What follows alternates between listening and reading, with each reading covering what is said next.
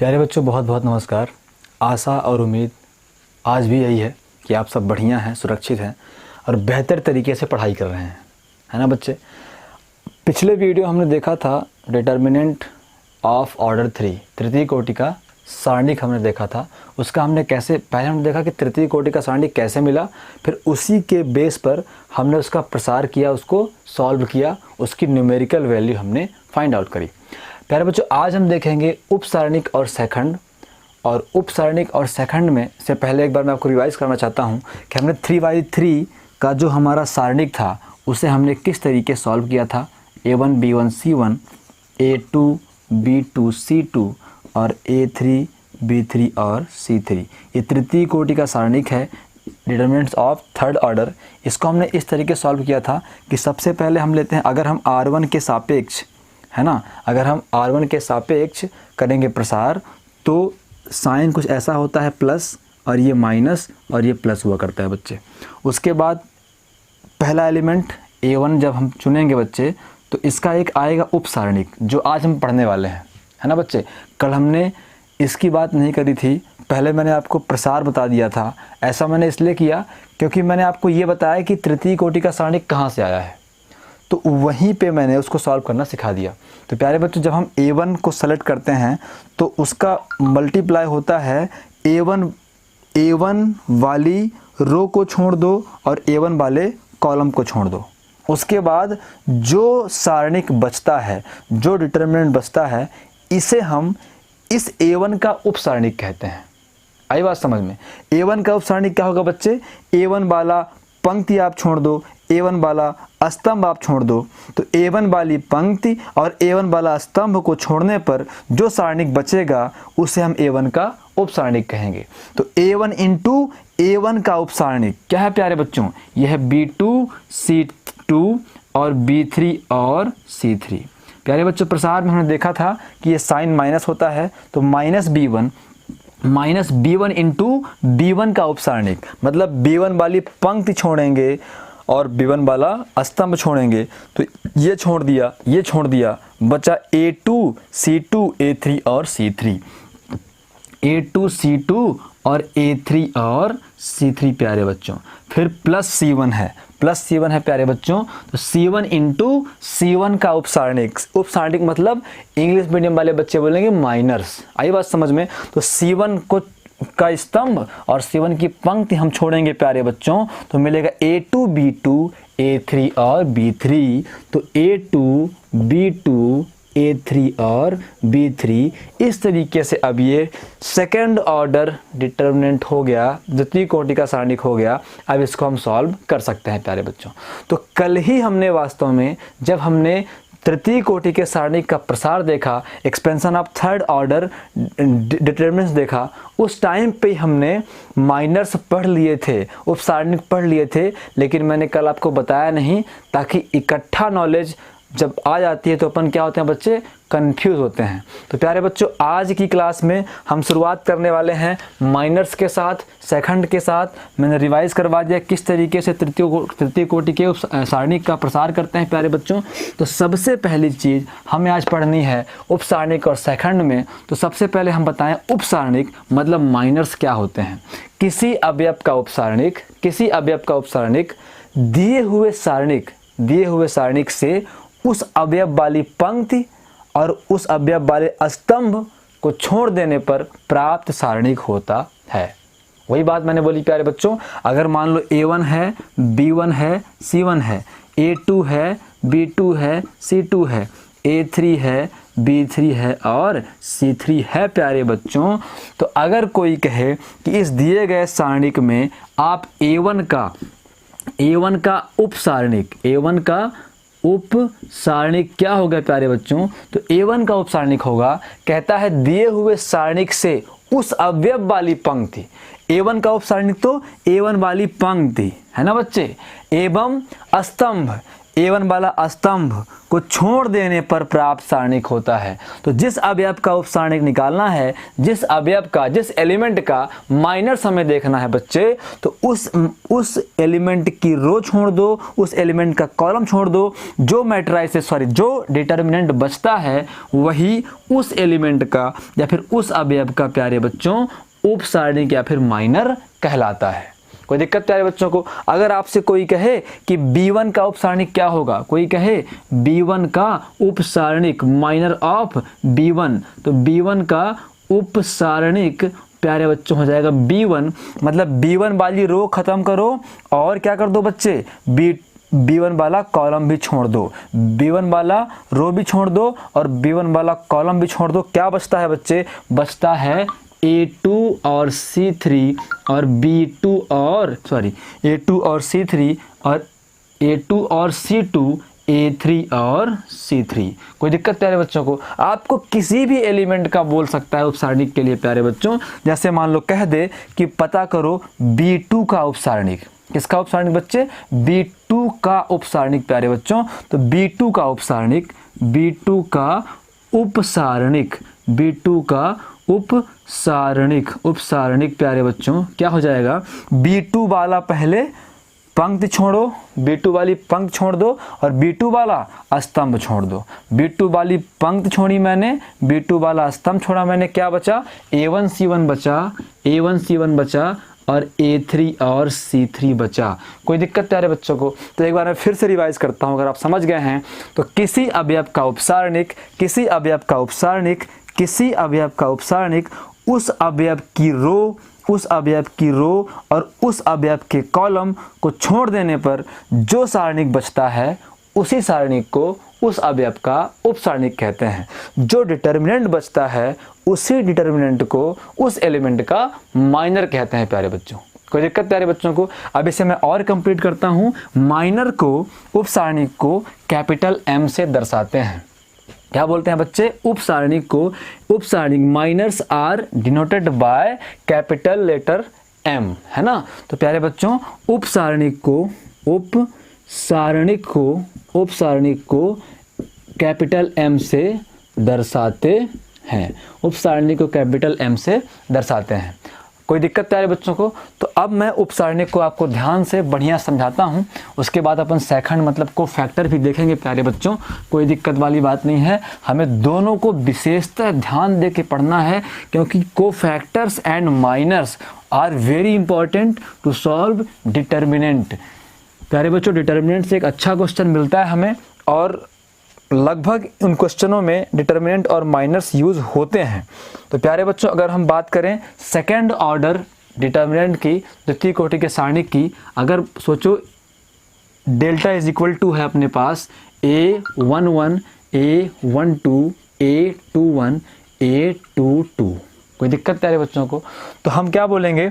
हम सारे एलिमेंट के उपसारणिक निकालेंगे, सारे एलिमेंट के माइनर्स निकालेंगे प्यारे बच्चों। तो हम कहते हैं कि अतः अवयव A11 का उपसारणिक, अवयव A11 का उपसारणिक, माइनर्स ऑफ एलिमेंट A11। जहां मैं उपसारणिक बोलता हूं, इंग्लिश मीडियम वाले बच्चे उसे माइनर समझें। तो A11 का उपसारणिक, तो प्यारे बच्चों मैंने बोला कि माइनर को दर्शाते हैं M से, तो A11 का उपसारणिक क्या बन जाएगा? M11 बन जाएगा। कोई दिक्कत प्यारे बच्चों? तो M11 इज इक्वल टू क्या कहता है? उस एलिमेंट की रो छोड़ दो और उस एलिमेंट का कॉलम छोड़ दो। तो क्या बचा? A22 बचा। तो A22। कोई दिक्कत प्यारे बच्चों को? तो अब चूंकि सिंगल एलिमेंट है तो इसकी वैल्यू क्या आएगी प्यारे बच्चों? सिंगल A22 ही आएगी। सही बात है ना। अगर मान लो दो एलिमेंट हो 1 2 3 4, तब तो इसकी वैल्यू आएगी 4 1 कम 4 माइनस 3 दूनी 6 बराबर -2 आएगी। लेकिन अगर केवल आपको डिटर्मिनेंट के अंदर केवल एक वैल्यू मिली है तो इसकी वैल्यू तो वही आएगी ना। कोई दिक्कत तो नहीं प्यारे बच्चों को। तो हम यहाँ पे अगर बोलना चाहें तो बोल सकते हैं कि M11 is equal to A22। इसी प्रकार प्यारे बच्चों A12 का उपसारणिक क्या बनेगा? M12 बनेगा नहीं बनेगा? M12। तो A12 प्यारे बच्चों फिर से आप ध्यान से देखो, A12 मतलब A12 का कॉलम छोड़ेंगे, A12 का रो छोड़ेंगे और A12 का कॉलम छोड़ेंगे तो क्या बचेगा प्यारे बच्चों, A21 बचेगा। तो डिटर्मिनेंट ऑफ A21 इसे मैं सिंगल A21 बोल सकता हूँ। कोई दिक्कत प्यारे बच्चों को? कोई दिक्कत नहीं है। उसके बाद देख लो आप ऐसे ही A21 का, तो A21 का उपसारणिक मतलब minus of A21 is M21। तो M21 का आप क्या छोड़ दो, कॉलम छोड़ दो, M21 का रो छोड़ दो, क्या बचेगा, A12 बचेगा। तो प्यारे बच्चों A12, तो इसे हम बोल सकते हैं सिंगल A12। तो प्यारे बच्चों ऐसे ही A22 का उपसारणिक minus of A22 is M22 और M22 मतलब A22 को ढको, उसका कॉलम उसकी रो, तो क्या आएगा प्यारे बच्चों, A11 is equal to A11। कोई दिक्कत प्यारे बच्चों को? तो इस तरीके से हम सेकंड ऑर्डर डिटर्मिनेंट या फिर द्वितीय कोटि के सारणिक का माइनर से मतलब उपसारणिक निकाल सकते हैं। कोई दिक्कत है प्यारे बच्चों को?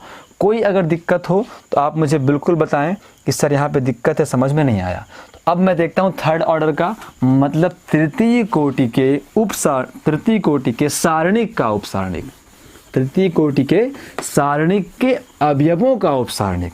तो प्यारे बच्चों अगर मान लो डेल्टा इज इक्वल टू हो तृतीय कोटि का उपसारणिक A11, A12, A13, A21, A22, A23, A31, A32 और A33, ये थर्ड ऑर्डर है कि नहीं है? तृतीय कोटि का उपसारणिक है प्यारे बच्चों। तो वही चीज़ A11 का उपसारणिक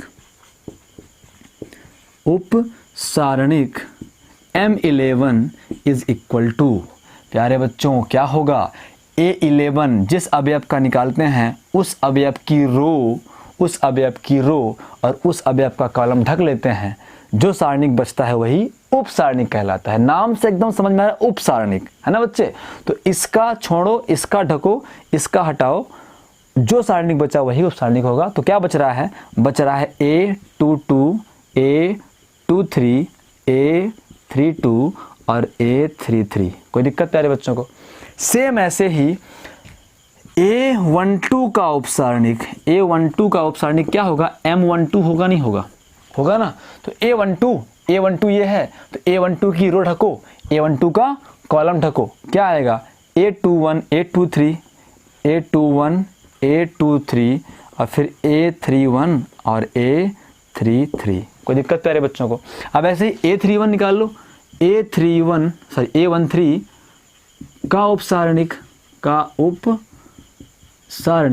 क्या होगा, M13 होगा नहीं होगा, M13 होगा ना, M13। तो A31 कहाँ है, सॉरी A13 कहाँ है, ये है A13, इसका रो ढको, कॉलम ढको, इसका रो ढको, क्या आएगा, A21, A22, A21, A22, A31 और A32। कोई दिक्कत प्यारे बच्चों को? अब ऐसे ही प्यारे बच्चों हम क्या कर सकते हैं, A21 का, तो A21 का उपसारणिक क्या होगा, M21 होगा नहीं होगा।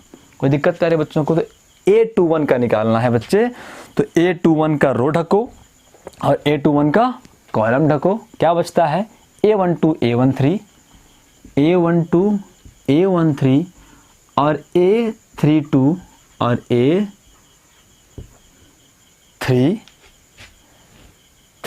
ठीक है ना। अब उसके बाद ऐसे ही अगर आप A22 का निकालोगे तो A22 का उपसारणिक M2 और 2 होगा। तो A22 का, तो A22 का रो मैंने ढक लिया, A22 का कॉलम ढक लिया, A11, A13, A11, A13 और A31 और A33। कोई दिक्कत बच्चे? ऐसे ही A23 का भी निकाल सकते हो बच्चे। तो क्या बोलते हैं हम, सीधे हम बोल सकते हैं A23।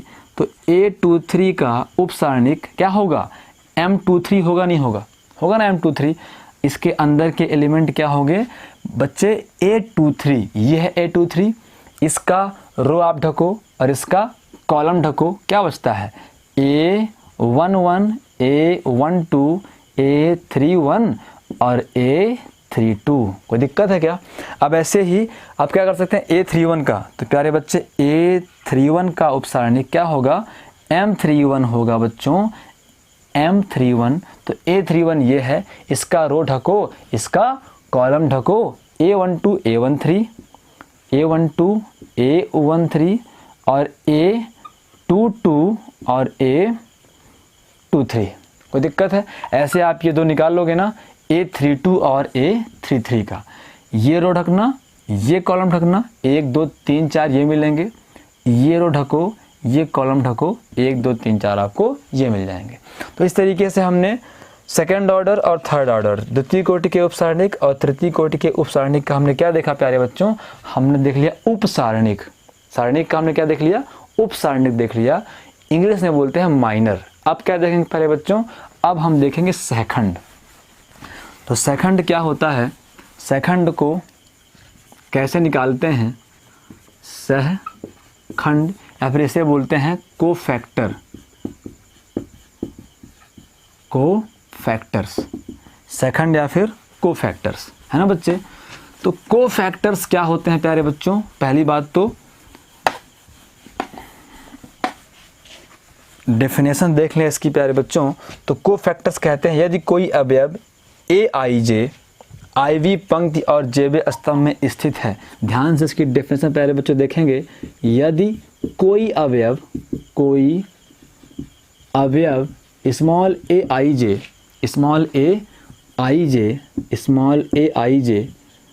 IV पंक्ति और JB स्तंभ में स्थित है। प्यारे बच्चों, ऑनलाइन टीचिंग का दर्द ये है कि अभी मुझे ये नहीं पता है कि आप लोग एलिमेंट AIJ का मतलब समझते हो कि नहीं समझते हो। जब भी हम सामने पढ़ते हैं तो मैं बच्चों के नोट्स में देख पाता हूँ, उन्हें नज़दीक से देखता हूँ, तो मुझे यकीन रहता है कि बच्चों को पता है कि AIJ वास्तव में है क्या, है ना? AIJ क्या है? जैसे मान लो AIJ का मतलब है कि A जो एलिमेंट है, AIJ बता रहा है कि ये एलिमेंट IV पंक्ति और JB स्तंभ का है। इसका मतलब अगर मैं बात करूं A23 की, तो इसका मतलब ये एलिमेंट क्या है? दूसरी पंक्ति और तीसरे स्तंभ का है। इसका मतलब I के प्लेस में 2 है दूसरी पंक्ति और J के प्लेस में 3 है, मतलब तीसरा स्तंभ। तो ये केवल पोजीशन दर्शाते हैं एलिमेंट की। ये केवल ये बताते हैं कि ये अवयव कहाँ पर स्थित है, IB पंक्ति में है और JB स्तंभ में है। इसका मतलब अगर A12 की बात हो रही है तो पहले स्तंभ और पहली पंक्ति और दूसरे स्तंभ का अवयव है ना? First row and second column का एलिमेंट है। तो आप इससे डरो मत, AIJ कहाँ से आ गया, है ना? अभी तो हम A11 A22 A33 पढ़ते आ रहे हैं, अचानक AIJ कहाँ से आ जाता है? तो प्यारे बच्चों डरा मत करो, समझा करो, AIJ कोई बड़ी बात नहीं है। तो AIJ कहते हैं यदि कोई अवयव AIJ IV पंक्ति और JB स्तंभ में स्थित है तब AIJ का सेकंड, तब एलिमेंट AIJ, वही एलिमेंट AIJ का सहखंड AIJ, कैपिटल AIJ। ध्यान रहे बच्चे, इससे पहले हमने पढ़ा उपसारणिक को कैपिटल M से, माइनर्स को कैपिटल M से दर्शाते हैं, लेकिन जो हमारा कोफैक्टर है सेकंड है उसे कैपिटल A से दर्शाते हैं। आई बात समझ में? तो हमारे एलिमेंट AIJ का second AIJ, capital AIJ is equal to होता है -1 की power I plus J into MIJ। कोई दिक्कत प्यारे बच्चों को? इसका मतलब आप समझ गए हो। अगर आपको सेकंड निकालना है, अगर आपको कोफैक्टर निकालना है, तो आपको माइनर या फिर क्या बोलते हैं हिंदी में, उपसारणिक पता होने चाहिए प्यारे बच्चों। आ गई बात समझ में? तो ये है सेकंड की डेफिनेशन या फिर सेकंड निकालने का फार्मूला। तो अब आप प्रोसेस को समझो क्या है। सबसे पहले आपको दिया हुआ है डेल्टा। क्या दिया हुआ है? डेल्टा। है ना, A11 A12, डेल्टा का मतलब एक डिटर्मिनेंट दिया हुआ है प्यारे बच्चों। क्या दिया हुआ है? एक डिटर्मिनेंट मतलब एक सारणिक दिया हुआ है। सारणिक में दिया है बच्चे अवयव। क्या दिया है? अवयव। इस अवयव से क्या निकालोगे बच्चे? इस अवयव से निकालोगे उसका उपसारणिक। क्या निकालोगे? उपसारणिक निकालोगे। और उपसारणिक निकाल के क्या निकालोगे प्यारे बच्चों? सेखंड निकाल लोगे। आई बात समझ में? तो ये एक प्रोसेस से काम होगा। सबसे पहले निकलेगा उपसारणिक, फिर निकलेगा सेखंड। आई बात समझ में? तो जिस तरीके से आप प्यारे बच्चे ध्यान दें कि जिस तरीके से हमने क्या निकाला था, A11 का उपसारणिक, ध्यान देना, उपसारणिक मैं बोलना क्या चाह रहा हूँ, A11 का उपसारणिक हमने क्या निकाला था? M11। आसानी से निकल गया था ना, उसमें कोई फार्मूला नहीं था। अब हम जब A11 का कोफैक्टर निकालेंगे, मतलब सहखंड निकालेंगे प्यारे बच्चों, तो क्या होगा? वो कैपिटल A11। क्या होगा वो? Capital A11। तो कैपिटल A11 डायरेक्ट नहीं निकलेगा, फार्मूला लगाना पड़ेगा बच्चे। तो फार्मूला है -1 की पावर i प्लस जे। प्यारे बच्चे बताएं मुझे i की वैल्यू क्या है? i की वैल्यू है 1, है ना।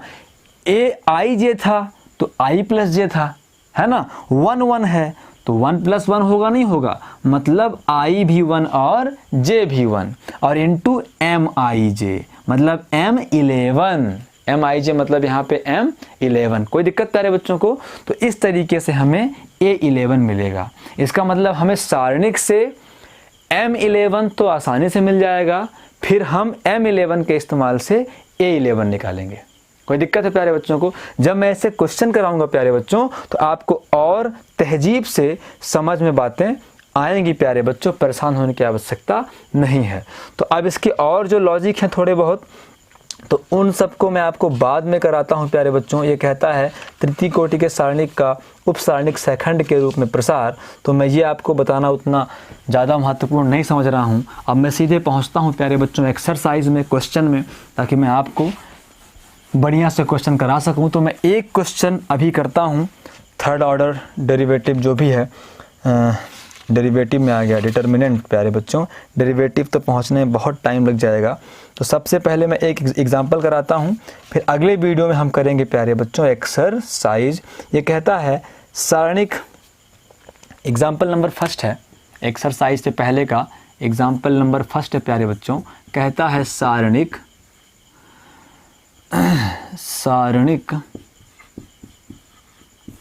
क्या है? सारणिक 1 2 3 4 5 1 2 3 4 5 6 7 8 और 9 7 8 और 9 के अवयव 6 के सेखंड और उपसारणिक में अनुपात ज्ञात कीजिए। के अवयव, मैं इसको बदलता हूँ क्वेश्चन को थोड़ा आपका लॉजिक कंप्लीट करने के लिए, कि अवयव कौन कौन से अवयव ले लें हम? चलो, अवयव 2, अवयव 4 एवं, या फिर एक काम करते हैं यार, के सभी अवयवों के सभी अवयवों के उपसारणिक एवं सहखंड ज्ञात कीजिए। Find the minors and cofactor of given determinant. आई बात समझ में? तो प्यारे बच्चों सबसे पहले हम क्या बोलेंगे? हल करके बोलेंगे दिया है डेल्टा इज इक्वल टू, थोड़ी जगह बनानी पड़ेगी हमको, तो हल करके बोलेंगे दिया है डेल्टा इज इक्वल टू 1 2 3 4 5 6 7 8 और 9। आई बात समझ में? तो हम बोलेंगे अतः A11 का उपसारणिक, या फिर सेंस बोलेंगे, सेंस A11 का उपसारणिक क्या होता है? M11 होता है कि नहीं होता?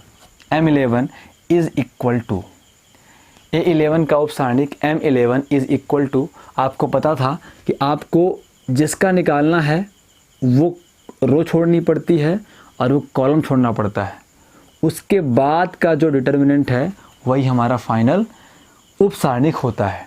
कोई दिक्कत यहाँ तक प्यारे बच्चों को? तो प्यारे बच्चों अब आपको हम मैं बताता हूँ अच्छे से कि हमें करना क्या है। तो आप यहाँ पे A11 वगैरह लिखोगे तो थोड़ा सा डाउट पैदा होगा बच्चे। तो हम सीधे क्या बोल देते हैं, हम सीधे ये कह सकते हैं कि A11 का उपसारणिक M11 इज इक्वल टू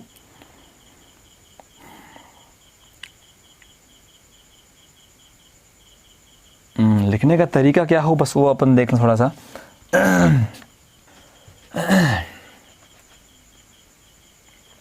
है ना, तो हमें थोड़ा सा चेंज करना पड़ेगा बच्चे। हमें क्या बोलना पड़ेगा, हम बोलेंगे माना 1 का उपसारणिक M11 है। कोई दिक्कत प्यारे बच्चों को?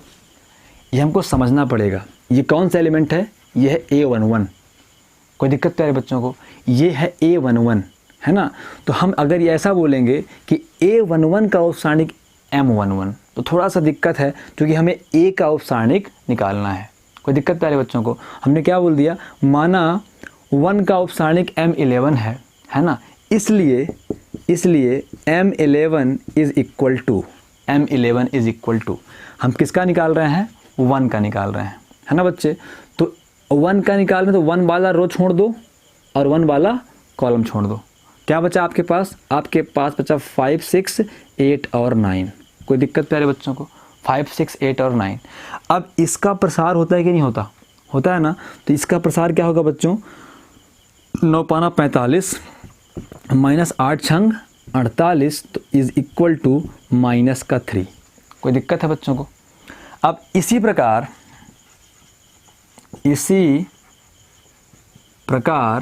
है ना, इसी प्रकार M12 कर सकते हैं डायरेक्ट। ये ना बोलें कि माना 2 का उपसारणिक M22 है, माना 2 का उपसारणिक M12 है ना। बार बार ना बोल के सीधे इसका हो गया M11, इसका होगा M12, या फिर इसका होगा M11, इसका होगा M12, है ना। तो डायरेक्ट अपन बोल दें बच्चे, बुक में ऐसा दिया हुआ है कि A11 का उपसारणिक M11, डायरेक्ट वैल्यू निकाल दी गई है ना बच्चे। तो आप भी कर सकते हो कि माना A11 का उपसारणिक M11 है। बस आपको समझना पड़ेगा कि हमारा A11 है क्या, हमारा A11 ये पहला एलिमेंट होता है ना बच्चे। तो ऐसे भी आप कर सकते हो। दोबारा बोल सकते हो कि माना ये कौन सा एलिमेंट है, ये एलिमेंट है A12, है कि नहीं है। तो बोलना चाहिए हमको कि माना A12 का उपसारणिक M12 है, लेकिन बार बार आप कितनी बार बोलोगे, है ना बच्चे। तो इसीलिए हम सीधे बोलते हैं इसी प्रकार M12, तो M12 निकालो डायरेक्ट। M12 ये इसकी बात हो रही है, M12 ये है ना, तो इसका वाला स्तंभ ढको, इसका वाला रो ढको, तो मिलेगा 4, 7 और 6 और 9 तो इज इक्वल टू 9 चौको 36 और 7 छंग 42 इज इक्वल टू -6। कोई दिक्कत है बच्चों को? अब प्यारे बच्चों सीधे हम बोल देंगे कि M13 अगला क्या होगा, ये क्या होता है, ये A13 होता है कि नहीं होता है। तो A13 का उपसारणिक क्या होगा, M13 होगा। कोई दिक्कत प्यारे बच्चों को? तो M13 निकालना है तो M13 वाला स्तंभ ढको, M13 वाला क्या ढको, पंक्ति आप ढको। तो 4, 5, 7 और 8 तो आ गया 4, 5, 7 और 8 तो इज इक्वल टू प्यारे बच्चों 8 चौक 32, फार्मूले का -7 पना 35, सेकेंड ऑर्डर का प्रसार करना सबको आ गया होगा तो बन जाएगा -3। कोई दिक्कत है प्यारे बच्चों को? अब बच्चे लोग क्या करना है हमें, अब हमें निकाल लेना है, क्या निकाल लेना है प्यारे बच्चों, हमें निकाल लेना है M21। ये क्या होगा, ये है दूसरी रो और पहला स्तंभ, तो ये क्या है M21, है ना बच्चे। ये आपको बहुत ध्यान देना पड़ेगा, ये बिल्कुल दिमाग में रहे कि ये A11 है, ये A12 है, ये A13 है, ये A21 है, ये A22 है और ये A23 है, ये A31 है और ये A32 है और ये A33 है। आपको जोड़ना घटाना हिसाब लगाना ना पड़े। कोई डायरेक्ट पूछे यहाँ पे क्या होगा तो आपके दिमाग में होना चाहिए कि ये तो A23 होगा, सेकेंड रो और थर्ड कॉलम है। तो आपके दिमाग में दिन भर बैठा रहे प्यारे बच्चों। तो मैं क्या कह रहा हूँ कि M21 मतलब इसका ये ढको 2, 3, 8 और 9, तो 2, 3, 8 और 9, तो बन जाएगा 9 दूनी 18 और 8 3 24, तो -6। तो अब हम क्या करेंगे बच्चे, M22। तो M22 क्या है प्यारे बच्चों, M22 ये 22 वाला है, इसका कॉलम ढको, इसका रो ढको, तो 1 3 और 7 9, तो 1 हुआ, 3 हुआ, 7 हुआ और 9 हुआ, तो 9 1 कम 9 और 7 3 21, 9 1 कम 9 और 7 3 21, तो कुल मिला के क्या हो गया प्यारे बच्चों, हमें मिल जाएगा 12, माइनस का 12, है ना। अब ऐसे ही M23, तो M23 ये M23 है, इसका स्तंभ ढक लिए, इसकी पंक्ति ढक लिए, 1 2 7 और 8, तो 1 2 7 और 8 प्यारे बच्चों, 8 1 कम 8 और 7 दूनी 14, तो 8 6 14, तो -6 आ गया, है ना बच्चे। ऐसे ही M23 ख़त्म, तो अब आ जाएगा 31, तो M31 ये 31 होगा, तो ये रो ख़त्म, ये कॉलम ख़त्म, 2 3 5 और 6, तो 2 3 5 और 6 इज इक्वल टू 6 दूनी 12 -5 3 15 इज इक्वल टू -3। तो ऐसे ही M32 इज इक्वल टू, है ना, M32 is equal to M32 ये है, ये ख़त्म, 1 3 4 और 6, तो 1 और 3 4 और 6, तो 6 1 कम 6 4 3 12, तो -6 आ गया। कोई दिक्कत तेरे बच्चों को। अब केवल एक बचा है, तो कहाँ पे आ जाएगा वो, उसे मैं कहीं पे करके मुझे सारे लिखने पड़ेंगे बच्चों। तो अब मैं सीधे कहाँ पे करूँ, है ना। चलो एक काम करते हैं, यहाँ पे सारे मिटा के कहीं पे जगह तो बनानी पड़ेगी। याद रखना आप, -3 है और -6 है और -3 है, ठीक है ना। -3 है, -6 है और -3 है, ये सब मैं एक जगह लिख रहा हूँ ताकि याद रहे। बच्चे M11 निकाले थे -3, M12 निकाले थे -6 और M13 निकाले थे -3, है ना। अब हमें क्या निकालना है बच्चे, M निकालना लास्ट वाला 3, तो ये ख़त्म, तो 1 2 4 और 5, है ना बच्चे। तो 5 1 कम 5, 4 दूनी 8 बराबर क्या हो गया, -3 हो गया। कोई दिक्कत प्यारे बच्चों को। अब सारे आप लिख लो चाहे तो, क्योंकि आपको अभी निकालना है, सेकंड निकालना है। तो अब आ जाएगा M21 है -6, M22 है -12 और M23 है -6, M31 है -3, M32 कितना है, M32 है -6 और M3 और 3 है प्यारे बच्चों -3। कोई दिक्कत है बच्चों को। तो अब सीधे हम क्या बोलेंगे बच्चों, अब हम निकालेंगे सहखंड।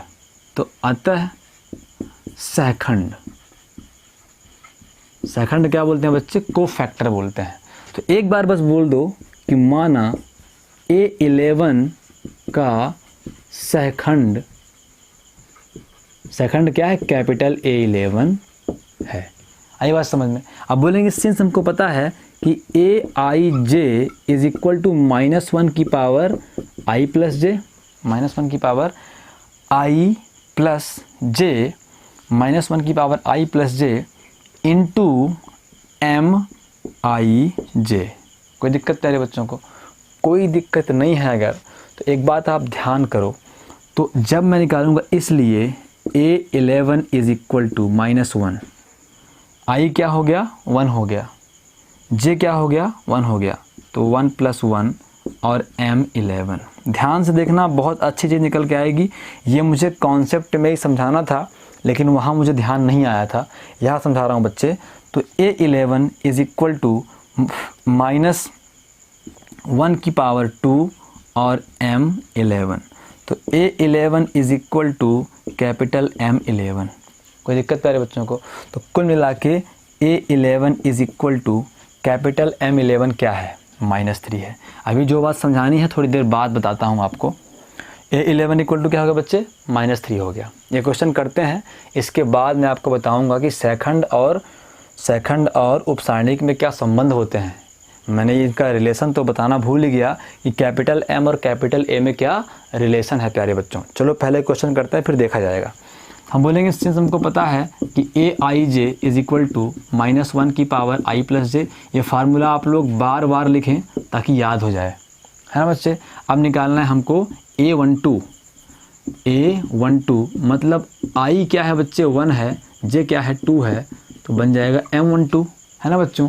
तो A12 इज इक्वल टू -1 की पावर 3 M12। बच्चे M12 क्या है, M12 है -6, तो इंटू -6 तो बराबर प्लस का 6 आएगा नहीं आएगा बच्चे। माइनस की पावर एक विषम संख्या, है ना बच्चों। अगर माइनस की पावर एक सम संख्या होती है, -1 की पावर एक सम संख्या मतलब और इवन नंबर होता है तो पॉजिटिव आता है कि नहीं आता। लेकिन अगर माइनस की पावर एक विषम संख्या इवन नंबर हुआ तो निगेटिव आता है। तो ये -6 पहले से है और ये -1 होगा, तो -1 इंटू -6 बराबर क्या होगा बच्चे, 6 होगा। सेम इसी प्रकार से अब हम बोल देते हैं इसी प्रकार, है ना, बार बार नहीं लिखेंगे फार्मूला।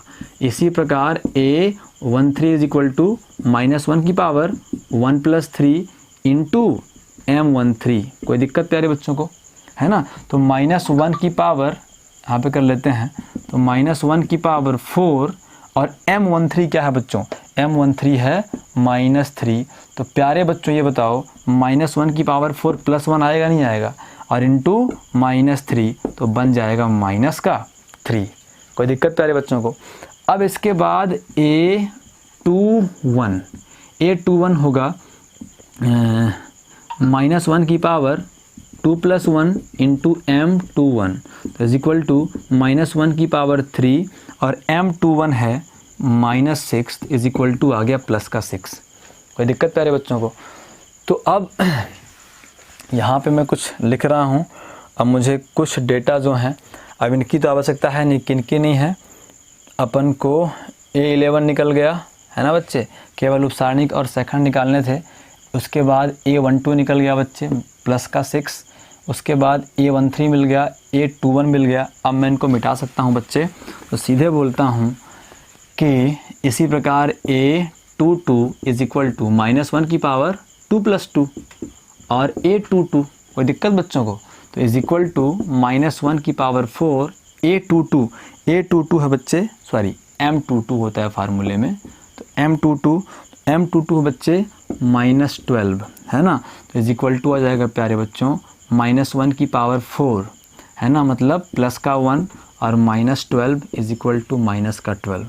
ऐसे ही A23 इज इक्वल टू -1 की पावर 2 + 3, -1 की पावर 2 + 3 और फिर क्या होगा बच्चे M23 होगा। कोई दिक्कत प्यारे बच्चों को। तो यहाँ पे A23 इज इक्वल टू -1 की पावर 5 इंटू M23 बच्चे -6, तो -6 कर दिया मैंने। तो A23 is equal to -1 into -6 is equal to plus का 6। कोई दिक्कत है बच्चों को। -1 की पावर 5 मतलब विषम संख्या तो माइनस आएगा और माइनस प्लस 6 बन जाएगा।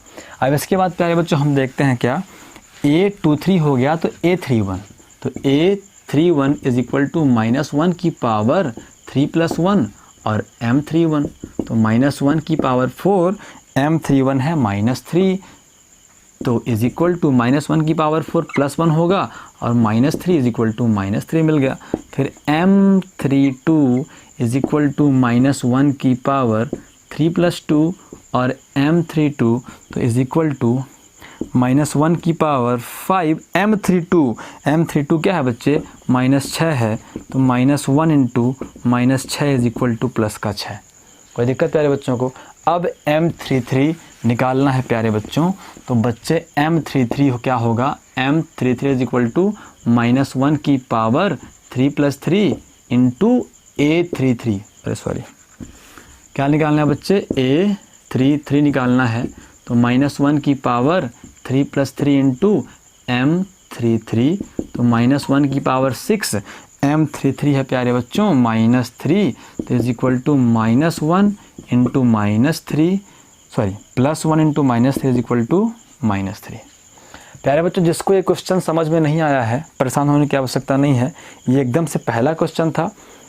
अब थोड़ा सा मेरी भी गलती ये थी कि मैंने स्टार्टिंग में आपको रिलेशन नहीं बताया M11 और A11 के बीच। उससे थोड़ा सा आपको ये क्वेश्चन क्या हुआ होगा, कॉम्प्लिकेटेड हो गया होगा, पहली बात। और दूसरी बात ये कि मैंने पहला ही क्वेश्चन थर्ड ऑर्डर का ले लिया, तृतीय कोटि का ले लिया, तो आपको थोड़ा सा लेंदी लगा होगा। तो जो चीज़ें समझ में आई भी होंगी वो बीच बीच में भूलती गई होंगी। तो उसको मैं सुधारते हुए सबसे पहले आपको एक बात समझाने का प्रयास करता हूँ प्यारे बच्चों, और वो बात बेहद ज़रूरी है। अगर वो आपको एकदम से समझ में आ गई तो आप सेकंड निकालने के बाद, M11 निकालने के बाद डायरेक्ट A11 निकाल दोगे प्यारे बच्चे। कोई दिक्कत प्यारे बच्चों को? अब देखते हैं वो बात क्या है। वो बात ये है कि सेकंड और उपसारणिक में संबंध, या फिर क्या बोलें, उपसारणिक और सेकंड में संबंध, उपसारणिक और सेकंड में संबंध, relation between minors and cofactors. तो प्यारे बच्चों, हम बोलते हैं कि सिंस वी नो दैट कि AIJ इज इक्वल टू होता है -1 की power I + J upon MIJ। कोई दिक्कत प्यारे बच्चों को? हम एज्यूम करके चल रहे हैं कि अभी मैं आपको समझा रहा हूँ एक 2/2 डिटर्मिनेंट के बारे में, एक द्वितीय कोटि के सारणिक के बारे में। इसके बाद हम चलेंगे प्यारे बच्चों तृतीय कोटि के सारणिक में। कोई दिक्कत है प्यारे बच्चों को? तो अब प्यारे बच्चे ध्यान से देखें कि अगर मुझे A11 निकालना हुआ, क्या निकालना हुआ? A11 निकालना हुआ। आप सपोज करो कि मैंने M निकाल लिया है, आपको पता है ना कि A11 का उपसारणिक, चलो निकाल लेते हैं। उपसारणिक क्या होता है बच्चे? M11 होता है कि नहीं होता? M11 होता है ना। M11 क्या होगा? A11 का रो, A11 का कॉलम, ख़त्म करो, क्या मिल गया? A22 मिल गया, हमें A22 मिल गया, तो M12 आ गया। आई बात समझ में? इसी तरीके से प्यारे बच्चों M क्या आ जाएगा? M12 आ जाएगा, आएगा ना। A22 का उपसारणिक क्या आएगा? M12 आएगा। सॉरी, A12 का उपसारणिक क्या आएगा? M12 आएगा। तो M12 इसको ढको तो बचता है A21, तो मिल जाएगा A21। कोई दिक्कत है? इसी तरीके से A21 मिलेगा, है ना। A21 क्या होगा? M21 होगा। तो कैसे निकलता है? 21 का रो हटाओ और 21 का कॉलम हटाओ, क्या मिला? A12 मिला बच्चे, तो मिल गया A12। कोई दिक्कत है? इसी तरीके से जब मैं A22 का उपसारणिक निकालूंगा, जो निकलेगा M22, तो A22 है, ये ढको तो मिल गया बच्चे A11, तो मिल गया हमें A11। कोई दिक्कत है प्यारे बच्चों को? ध्यान से समझना। तो अब प्यारे बच्चों अगर मैं निकालूं सेकंड, हमने क्या निकाल लिया? उपसारणिक। सेकंड निकालने के लिए उपसारणिक निकालना जरूरी है। तो प्यारे बच्चों जब मैं पहला सेकंड A11 निकालता हूँ, इसका मतलब I भी 1 है, और ये पहला I होता है तो 1 है, दूसरा J होता है तो वो भी 1 है। तो -1 की पावर फार्मूला है I + J, लेकिन I भी 1 है और J भी 1 है, और फिर MIJ है तो M11 बन जाएगा। जहाँ जहाँ I था वहाँ वहाँ 1 कर दिया, और जहाँ जहाँ J था वहाँ वहाँ 1 कर दिया। ध्यान से देखना प्यारे बच्चे, तो A11 इज इक्वल टू -1 की पावर 2 होगा नहीं होगा? होगा ना, इंटू M11 होगा नहीं होगा? और ध्यान से देखो बच्चे, तो A11 is equal to minus की पावर कोई सम संख्या प्लस होगा नहीं होगा? होगा ना। -1 की पावर 2 है बच्चे, तो -1 into -1 is equal to plus का 1 होगा नहीं होगा? हो जाएगा ना। तो इस तरीके से ये बनेगा प्लस का 1 इंटू M11 +1 लिखने की आवश्यकता नहीं है। तो A11 किसके बराबर आ गया बच्चे? M11 के बराबर आ गया। इसका मतलब अगर आप M11 निकाल चुके हो तो A11 निकालने की आवश्यकता नहीं है। अभी भी जो मेन चीज़ है बच्चे वो मैं आपको नहीं समझा पा रहा हूँ। अगले स्टेप में देखते हैं, आप पूरा तरीके से समझ जाओगे मैं क्या बोलना चाह रहा हूँ। फिर से मैं कहता हूँ, सिंस इस कैपिटल ए आई जे मतलब सेकंड इज इक्वल टू -1 की पावर आई प्लस जे इंटू एम आई जे। तो जब मैं बात करता हूँ बच्चे A12 की, मतलब I के स्थान पे 1 है और J के स्थान पे 2 है। I के स्थान पे 1 है, J के स्थान पे 2 है, ये बन जाएगा MIJ। तो M12 बनेगा नहीं बनेगा बच्चे? बनेगा ना। आप M12 निकाल चुके हो, उसकी कोई फिक्र आपको नहीं है, है ना। आप A12 पे फोकस कर रहे हो, आई बात समझ में। तो जब आप A12 निकालोगे प्यारे बच्चों, तो -1 की पावर क्या होगा? 3 होगा और M12 आएगा बच्चे के नहीं आएगा? आएगा ना। अब प्यारे बच्चे मुझे बताएं, -1 की पावर विषम होता है तो माइनस आता है कि नहीं आता है? -1 का 3 बार गुणा तो -1। हमको पता है इस -1 का इस -1 से गुणा +1 होगा और इनटू में -1 होगा, तो रिजल्ट में -1 आएगा कि नहीं आएगा? आएगा ना। तो कुल मिला के बच्चों A12 is equal to -1 into M12, तो A12 is equal to -M12। क्या समझे बच्चे? क्या समझे? समझ में ये आया कि अगर I और J का योगफल, if sum of I plus J, है ना, यदि I और J का योगफल एक सम संख्या है, एक इवन नंबर है, तो A11 M11 के बराबर होगा। क्यों होगा? क्योंकि यहाँ से माइनस हट जाएगा। -1 की पावर I प्लस J सम आ रहा है, तो -1 की पावर I प्लस J सम आ रहा है, तो -1 की पावर सम संख्या, और -1 की पावर एक सम संख्या होगा, इवन नंबर होगा, तो माइनस खत्म हो जाएगा, +1 बन जाएगा। तो A11 इक्वल टू M11 आ जाएगा। आई बात समझ में। और वहीं पे प्यारे बच्चों, अगर I प्लस J का योगफल विषम आता है, I प्लस J 1 + 2 = 3 ऑड आता है, तो -1 की पावर ऑड नंबर, -1 की पावर विषम संख्या, -1 आएगा, है ना। तो ये M12 क्या बन जाएगा? -M12 बन जाएगा। तो मुद्दा ये है बच्चे कि आपको बहुत ज़्यादा परेशान होने की आवश्यकता नहीं। कितना भी लंबा क्वेश्चन हो, आप दिमाग में देखो कि I प्लस J का योगफल, सबसे पहला काम तो यह है कि आपको M निकालना पड़ेगा। M निकालना पड़ेगा। आपने M निकाल लिया तो बस, अगर I प्लस J सम है तो A M के बराबर होगा, है ना। अगर I प्लस J विषम है तो A M के बराबर तो होगा, लेकिन माइनस साइन पे होगा। आई बात समझ? आप कुछ भी देख लो, आप आगे आपको जितने देखने हो बच्चे देख लो। मैं केवल ये बताना चाह रहा था आपको। जैसे मान लो, अगर हम फिर से बोलते हैं, since capital AIJ is equal to -1 की power I plus J into MIJ होता है कि नहीं होता? तो बच्चे अगर आप चलो A13 निकाल लेते हैं, 13, तो -1 की पावर 13 ना, मतलब 1 + 3, और M13 ना, यही ना बच्चे। तो इज इक्वल टू क्या है? 3 1 4 सम है कि विषम है? सम है ना। तो -1 की पावर 4 क्या होगा? +1 इंटू M13, है ना बच्चे। तो A13 इज इक्वल टू क्या आ गया? M13 आया कि नहीं आया प्यारे बच्चे? आ गया ना। तो आप डायरेक्ट बता सकते हो ना। अब देखो, अब मैं आपको क्या बोलता हूँ, अब मैं आपको बोलता जाऊँगा और आप समझते जाओगे। अब देखना कितना आसान क्वेश्चन होने वाला है ये जानने के बाद। तो प्यारे बच्चों, A21 क्या होगा? 2 1 3 विषम है ना, तो -M21 होगा नहीं होगा? चेक करना हो कर लो। Since AIJ is equal to -1 की पावर I प्लस J और फिर MIJ, है ना।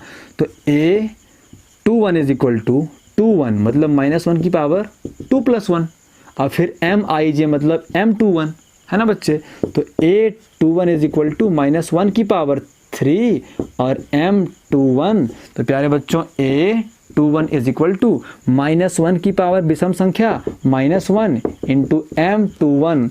तो A21 is equal to -M21। कोई दिक्कत प्यारे बच्चों को? आया कि नहीं आया? आ गया ना। अब अगर कोई कहे A22 बता दे भैया, तो इनका योग क्या है? सम है ना। सम है तो M22 कर दो चुपचाप। कोई कहे A23 बता भैया, चल A23, तो बता दो ना यार, क्या है, सम है कि विषम है? विषम है तो पहले लगा दो माइनस, और फिर A23 है तो लगा दो M23, है ना। अब A31 इनका जोड़ क्या आएगा? सम आएगा। सम है तो क्या लगा दो? प्लस। प्लस को लगाते नहीं है। सम है तो A31, कोई दिक्कत है? अब ऐसे ही अगर M31 ऐसे अगर A32, क्या है भाई, विषम है कि सम है? विषम है ना, तो विषम है तो पहला काम माइनस लगा दो और M करके 32 कर दो, कोई दिक्कत है? ऐसे ही A33 सम है तो प्लस रहेगा, तो बन जाएगा M33 के बराबर। अब निकालना जल्दी होगा नहीं होगा? होगा ना प्यारे बच्चों। तो इस कॉन्सेप्ट को आप समझो अच्छे से, जो मैंने शुरुआत में कॉन्सेप्ट कराया, फिर बीच में एक क्वेश्चन कराया, फिर ये कॉन्सेप्ट कराया। वास्तव में ये मुझे उसी वक्त बताना चाहिए था, आपको सही समझ में आता, लेकिन कोई बात नहीं, वीडियो लंबा हुआ, और लंबा होगा तो लंबा पढ़ोगे, तभी तो कुछ लंबा कर पाओगे प्यारे बच्चों। इसीलिए अब एक्सरसाइज के साथ मैं जल्दी मिलता हूँ अगले वीडियो में। तब तक के लिए प्यारे प्यारे बच्चों को नमस्कार। लेकिन ये प्यारे बच्चे वीडियोस को पूरा देख नहीं रहे हैं, शेयर नहीं कर रहे हैं, जो हिम्मत और ताकत है बच्चे वो मिल नहीं पा रही है। तो आप जल्दी से मुझे एनर्जी दो, और आप सिर्फ इतना करो कि वीडियोस को पूरे देखो। उतने मात्र से ही YouTube उन वीडियोस को पता नहीं कहाँ कहाँ पहुँचा देगा। जब आप 2 मिनट देखते हो, 3 मिनट देखते हो, तो YouTube को लगता है कि कंटेंट में दम नहीं है, पढ़ाने वाला ऐसे गधा है ना, तो वो कहीं पहुँचा नहीं पा रहा है वीडियो को। तो प्यारे बच्चों, जल्दी मिलते हैं अगले वीडियो में, तब तक के लिए नमस्कार।